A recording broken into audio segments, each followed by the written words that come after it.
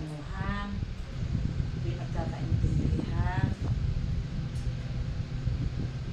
Ayun, ang gagawin natin para matuwang mga titos-titas sa'yo, awitan mo sila, ha?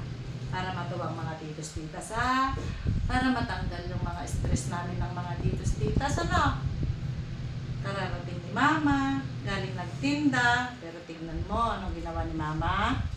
Naglinis agad siya dito ng mga pupo ni Sheila at Lala. O, ngayon, naririnig mo yung washing. Umiikot yung washing, maglalabas si Mama. No? Kaya ang gagawin po ni Oli para mapawi po yung mga stress natin. Aawitan po tayo ni Oli para mapawi yung mga stress ng mga titos-titas.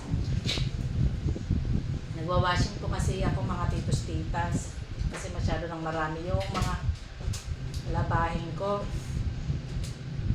Dahil di ako nakapaglaban ng mga nakaraan dahil yung extension na gagamitin ni Mama, nginat-ngat ni ewan ko kung sino mag-ngat-ngat, hindi ko naman po nakita.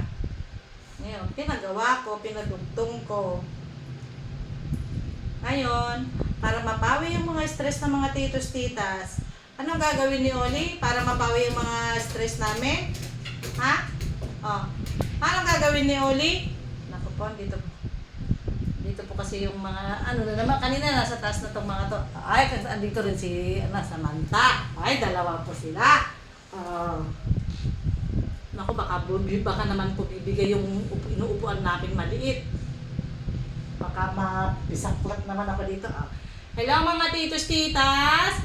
Aawit po si Oli at si Samantha para papawi yung stress ng mga titos-titas!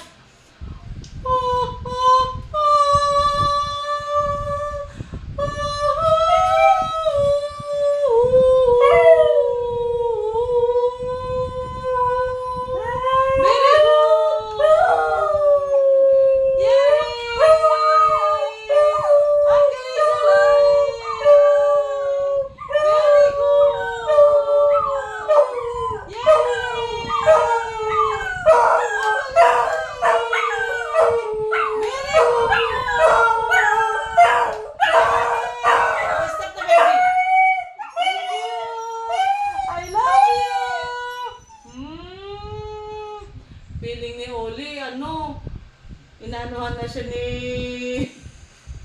Samantha. Hindi, naturuan mo lang si Samantha.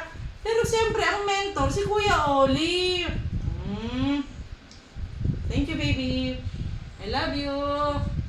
Oh, mga titos-titas, bumawi na po si Sam at saka si Oli. Nag-duet na po sila. Pawi na ang mga stress ng mga titos-titas. Again, bago ako magpiga ng mga, ay, huminto na yung washing. Again.